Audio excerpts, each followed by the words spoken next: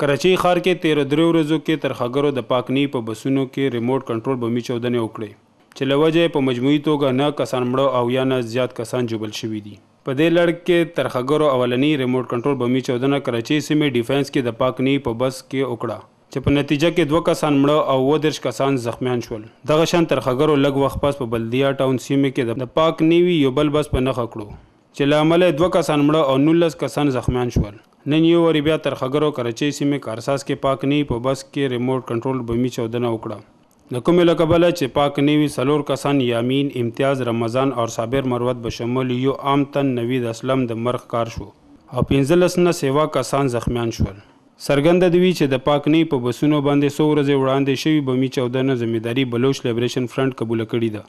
خو ولې نن دماکې په هکله چې کله د سند وزیر اعلی او قائم مقام سند وزیر داخله سید قائم علي شاه نه تپوس وکړی شو، نو هغه وینا وه چې تر څو پورې هغوی کلک تحقیقات نه وي کړي تر هغې پورې هغوی په یو تنظیم الزام نشي لګولی.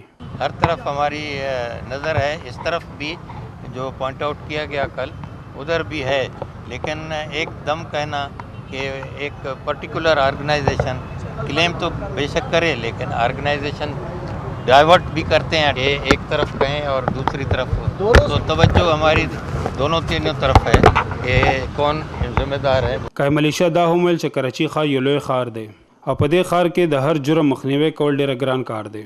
د SIU SSP راج عمر خطاب وینا تر مخه چې په دې ریموټ بمي چاودنه کې 3 نه 15 کیلوګرامه پورې بارودي مواد استعمال کړي شوي دي. خیبر پښتونخوا او پنجاب نه بس کراچۍ ښار کې هم سکیورټي فورسز د ترخګرو په ګوته شوي دي او په یوې هفتې کې په نوي بسونو باندې 3 حملې وشوې څه کې 9 کسان مړه او بشمیره ژوبل شوي دي. خو حکومت له طرفه د دې مخنیوي لپاره څه خاص اقدامات مخې ته نه دي راغلي او نه د دې کې ککړ تنان څه کوم تر اوسه پورې ګرفتاره شوي دي. کیمرامین هادي علي جعفري سره انور تاج بنگش، خیبر نیوز، کراچۍ.